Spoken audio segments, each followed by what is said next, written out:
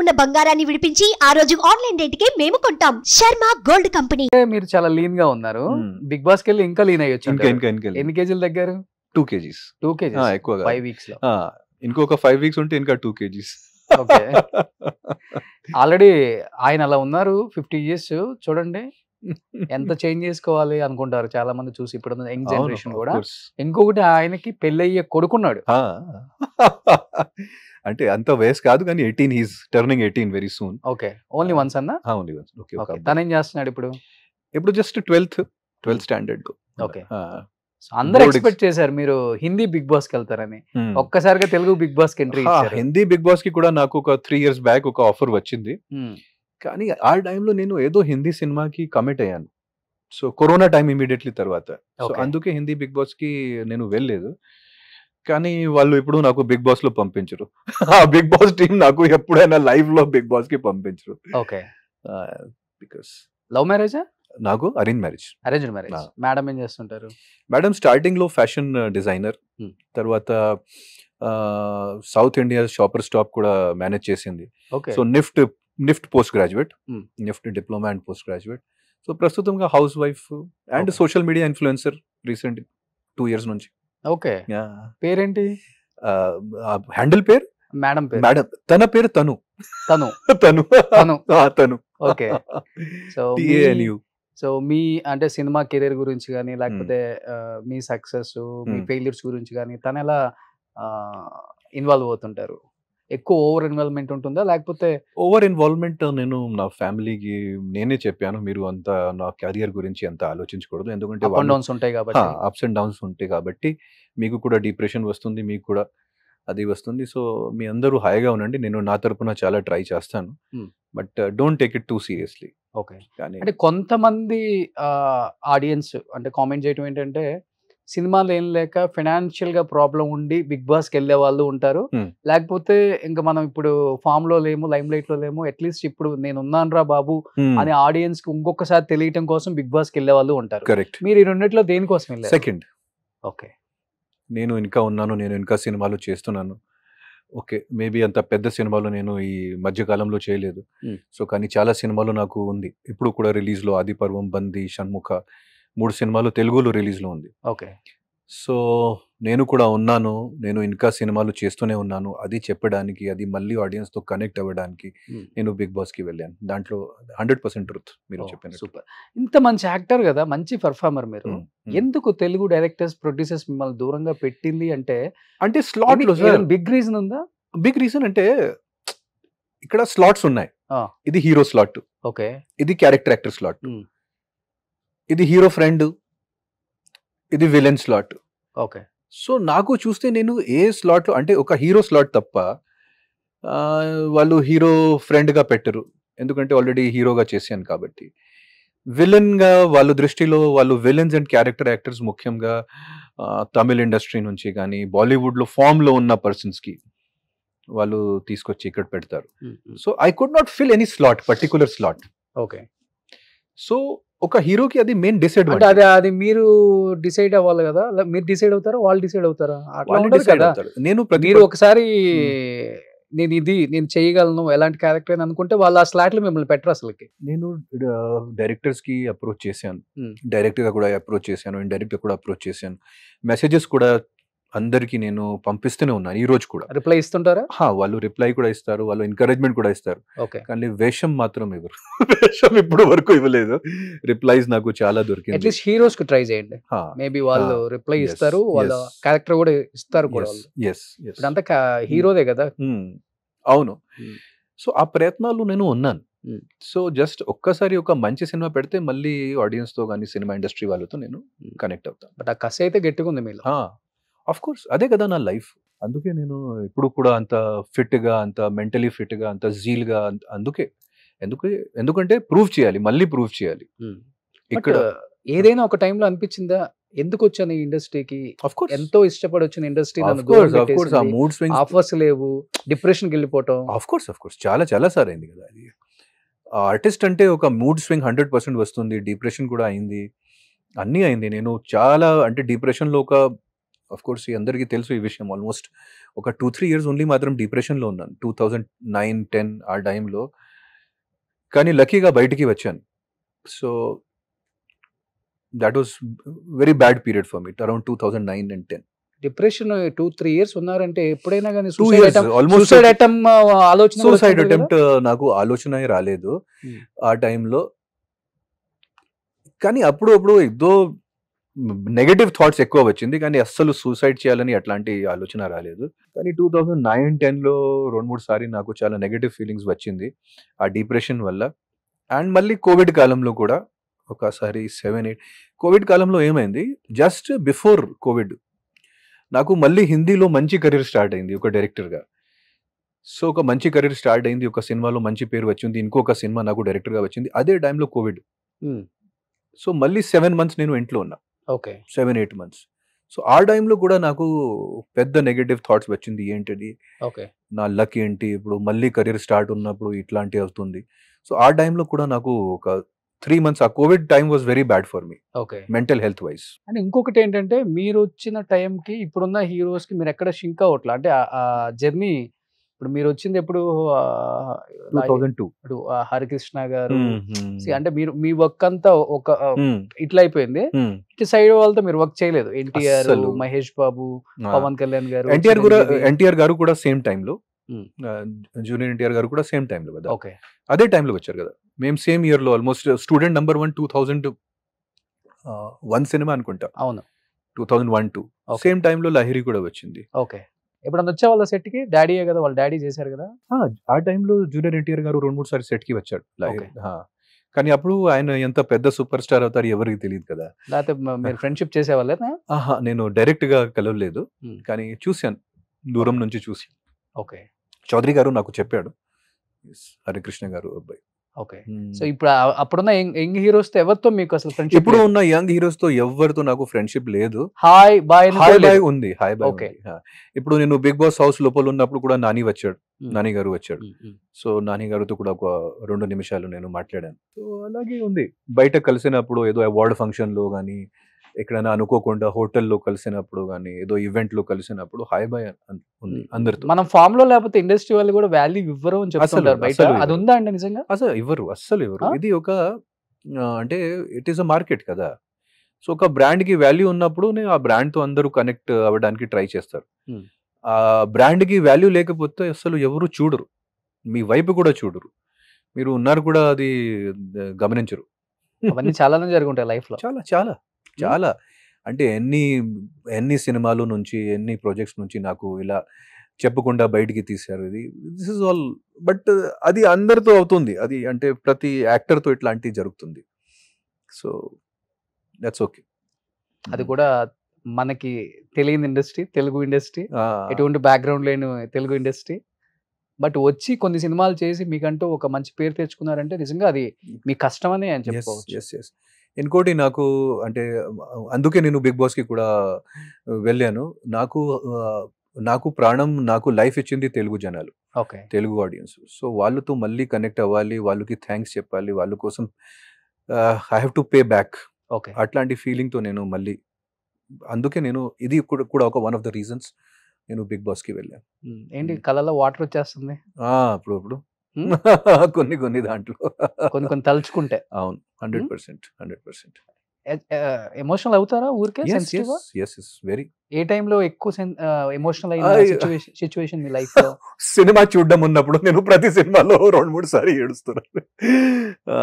Real life లో, మీ real life లో అంటే సాడ్, అబ్బా ఏంటబ్బా లైఫ్ ఇలా అయింది.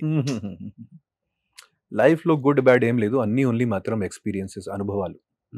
గుడ్ బ్యాడ్ ఏమీ లేదు. ఎందుకంటే మేము అప్పుడు అనుకుంటాను, మా మీద చాలా బ్యాడ్ జరిగింది, నాకు ఇది జరిగింది, నా అదృష్టం బ్యాడ్ ఉంది.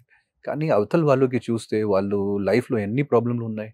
ఒక కామన్ మ్యాన్లో ఉన్న ప్రాబ్లం, ఒక సామాన్య జనాలకి ఉన్న ప్రాబ్లం మాకు రాలేదు కదా. మాకు ఎప్పుడైనా లైఫ్లో ఫుడ్ ప్రాబ్లం లేదు, మాకు ఎప్పుడైనా లైఫ్లో ఒక క్యూలో స్టాండ్ చేయాలంటే, మాకు ఎప్పుడైనా లైఫ్లో మా పిల్లల గురించి ఓకే మా పిల్లలకి ఏమవుతుంది అట్లాంటివి లేదు కదా. ఎందుకంటే మేము ఆల్రెడీ ఒక అప్పర్ మిడిల్ క్లాస్ బ్యాక్గ్రౌండ్తో వచ్చాను కాబట్టి కొంచెం సేఫ్టీ నెట్ ఉంది. కానీ 80% జనాలకి చూస్తే వాళ్ళకి ఉన్న ప్రాబ్లమ్స్ చాలా చాలా పెద్ద ప్రాబ్లమ్స్ కదా. ఇప్పుడు బిగ్ బాస్లో ఉన్న ప్రతి కంటెస్టెంట్ ఓన్లీ మాత్రం బట్టల మీద ఎంత స్పెండ్ చేశారు అంత చూస్తే అంత అమౌంట్ 85% ఇండియన్ పీపుల్ దగ్గర అంత అమౌంట్ వాళ్ళు బ్యాంక్స్ లో కూడా లేదు. ఇప్పుడు మీ టైంలో ఉన్న హీరోస్ ఎవరైతే వచ్చారో కష్టపడి Hmm. వాళ్ళ మీద కొంత పాలిటిక్స్ నడిచాయి, వాళ్ళ వారసులు వస్తున్నారు కాబట్టి Hmm. అనేది కొంత టాక్ నడిచేది గట్టిగా. Mhm. ఉదయ్ కిరణ్ కావచ్చు, మీరు కావచ్చు, తరుణ్ కావచ్చు, మరి ఇంకా ఉన్నారు చాలా మంది ఆ, ఉన్నారు చాలా. ఆ టైంలో. రోహిత్ రోహిత్, అండ్ మన ఫ్రెండ్ ఆనంద్ హీరో ఆనంద్ ఇప్పుడు సీరియల్స్ చేస్తున్నాడు తమిళ్లో. ఆనంద్ అండ్ కాదు ఆనంద్ హీరో అతని పేరు ఆకాష్. ఆకాష్ గారు. ఆకాష్. ఆకాష్ గారు. ఆ, సో ఆ టైంలో మేమే కదా, కొంత- నేను ఆకాష్, రోహిత్, ఉమ్, అలరి నరేష్ గారు, ఉదయ్ కిరణ్. ఉదయ్ కిరణ్, తరుణ్ గారు ఆ టైంలో అంత పాలిటిక్స్ నడిచాయి ఏమన్నా మీ మీద నిజంగా? మీ Politics అంటే, హీరోస్ ఎవరైతే వచ్చారో ఒక రకంగా చెప్పొచ్చు. పాలిటిక్స్ అంటే బాధ్యత, actually responsibility is always persons.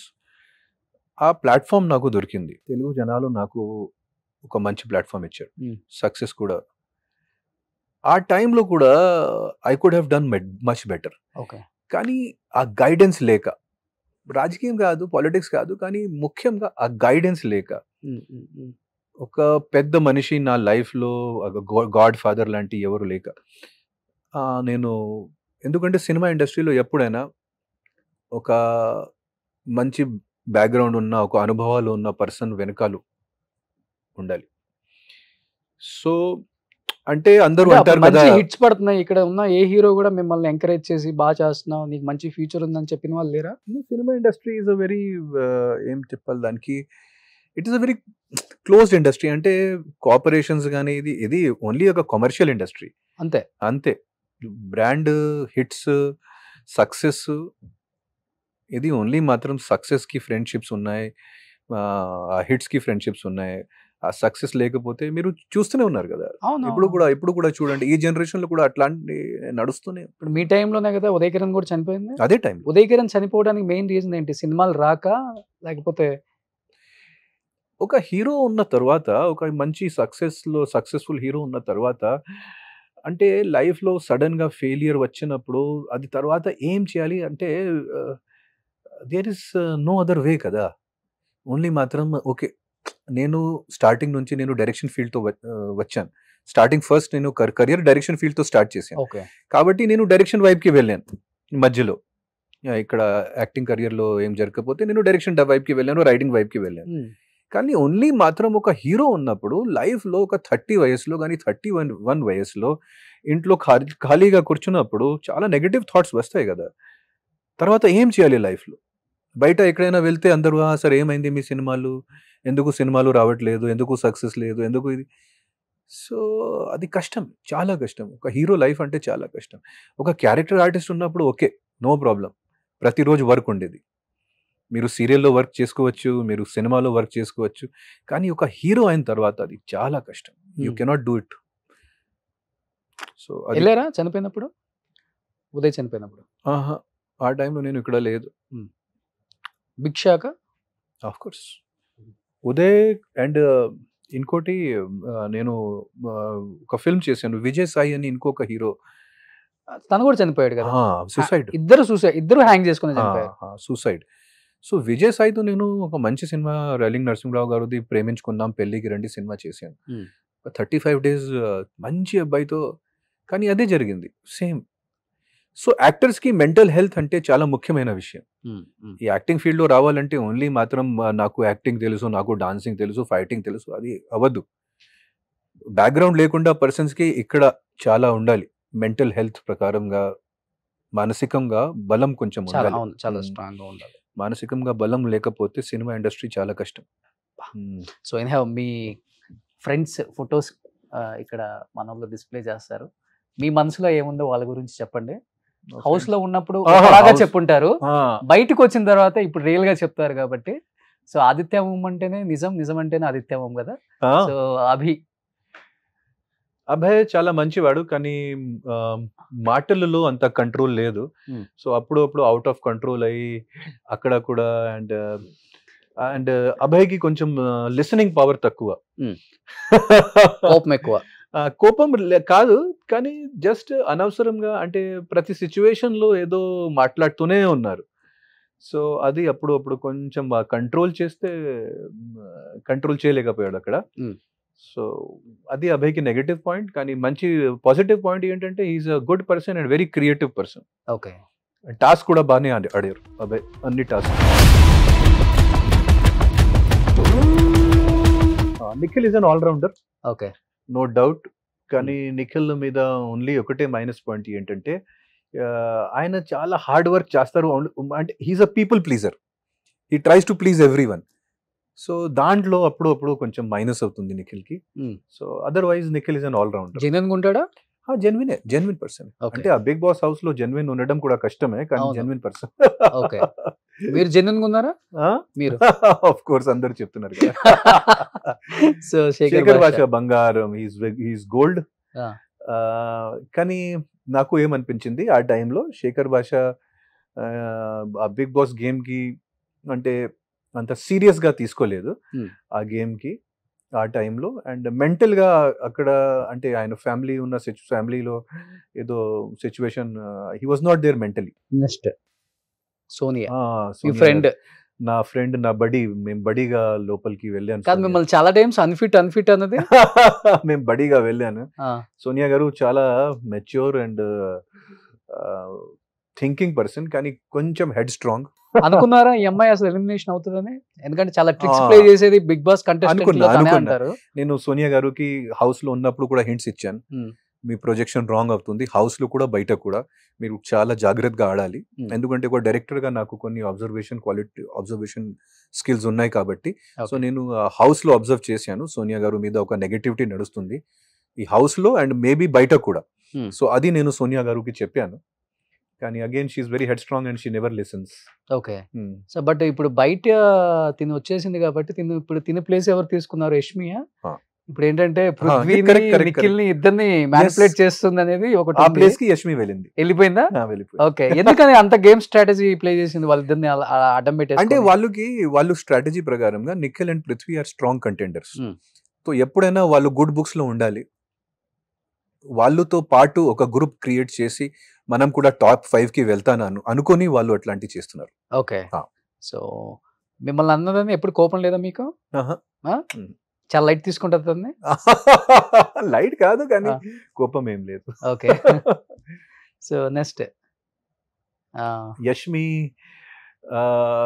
చాలా క్లియర్ ఉంది. యష్మి ఓకే, ఫోకస్డ్ ఉంది. కానీ అప్పుడు కొంచెం మ్యానిపులేటివ్ అండ్ కొంచెం బయస్డ్ గా నాకు అనిపించింది. సో బాగుంది. ఇప్పుడు ఈ ప్రేమాయణం లవ్ నడుస్తుంది అన్నారు కదా ఎక్కువ. ఇప్పుడు ఎక్కువ అంటే మాకు 24 hours అక్కడ బిగ్ బాస్ ఉంటుంది, మాకు చూపించేది 1 hour కాబట్టి మాకు తెలియదు. కానీ ఎక్కువ ఎవరు నడుపుకుంటారు? అంటే వాళ్ళు మధ్య ఫ్రెండ్షిప్లు ఉన్నాయి, కానీ లవ్ అంటే ఎవరెవరి మధ్య ఫ్రెండ్షిప్స్ ఉన్నాయి.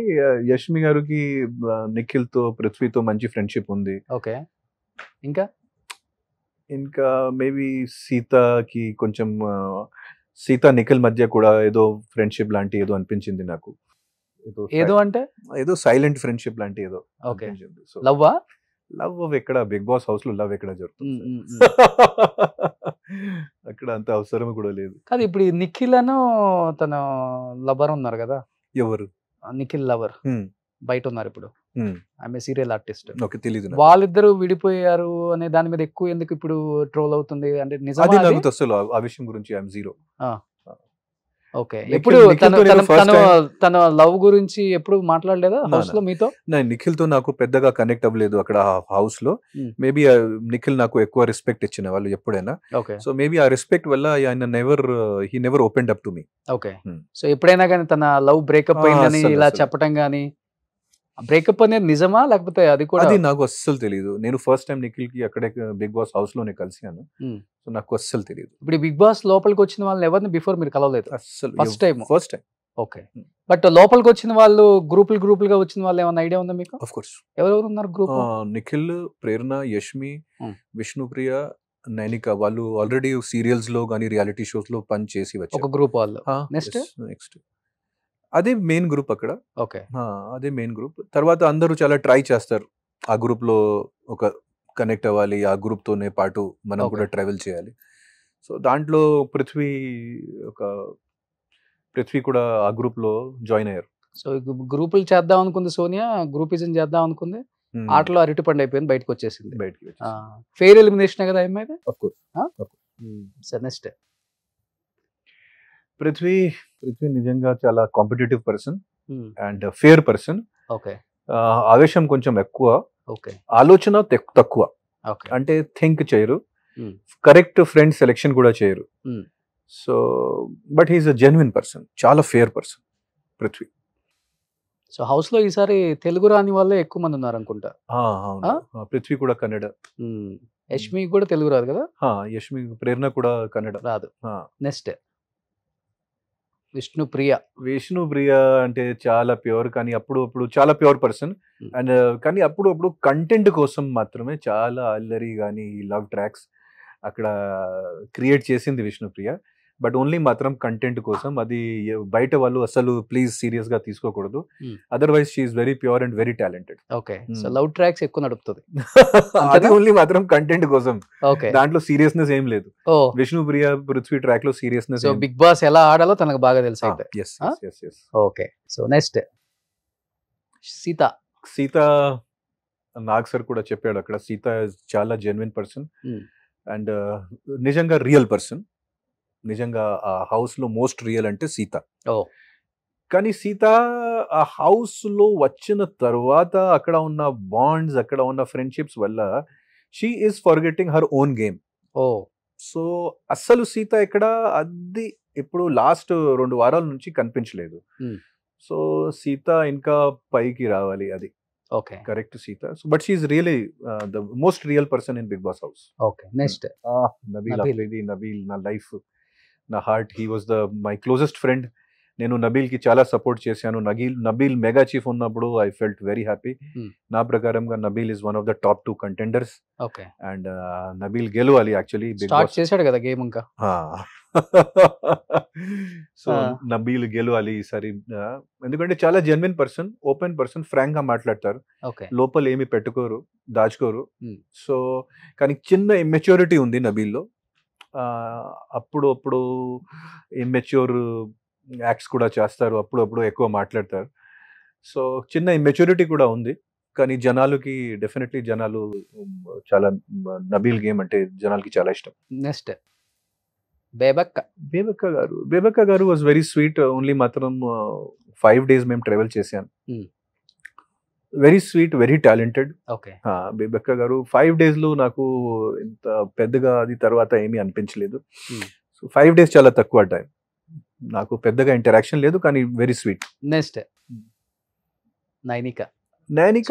నైనికా సూపర్ టాలెంటెడ్ పర్సన్, కానీ ఇంకా మెచ్యూరిటీ రావాలి, ఇంకా సెన్సిబిలిటీ రావాలి, ఇంకా కొంచెం లైఫ్ లో అనుభవాలు కూడా రావాలి. సుమన్ టీవీలో మీ పర్సనల్ అండ్ బిజినెస్ ప్రమోషన్స్ కోసం కింది నెంబర్కి కాంటాక్ట్ చేయండి.